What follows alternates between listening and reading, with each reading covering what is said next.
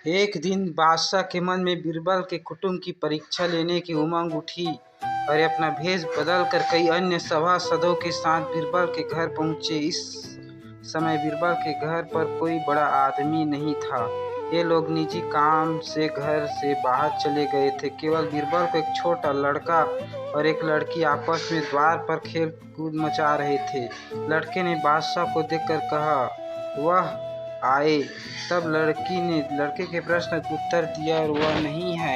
इन तीनों को उपरोक्त गुप्त वार्ता सुनकर बादशाह लौट गया और दरबार में पहुंचकर समस्त दरबारी के सामने इस बात की चर्चा की और उसका अर्थ भी पूछा। वह आए, वह नहीं है, और यह भी होता है, वह भी होता है। ऐसे भेद भरी बात सुनकर सब लोग चकित होकर बादशाह का मुंह देखने लगे। कितने दरबारी ने तो लज्जावश अपनी गर्दन नीची कर दी और नाखून से जमीन कुरेदने लगा।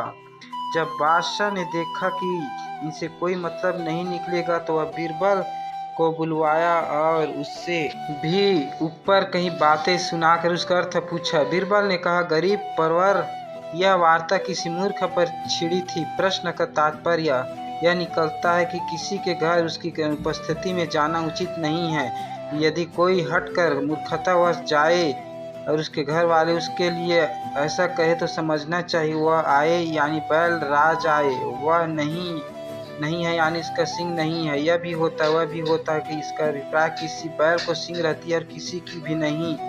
बादशाह बीरबल के ऐसे सारगर्भिता उत्तर को सुनकर शर्मिंदा हुआ और उसने मन में ऐसी गुस्ताखी आगामी कभी न करने का निश्चय किया।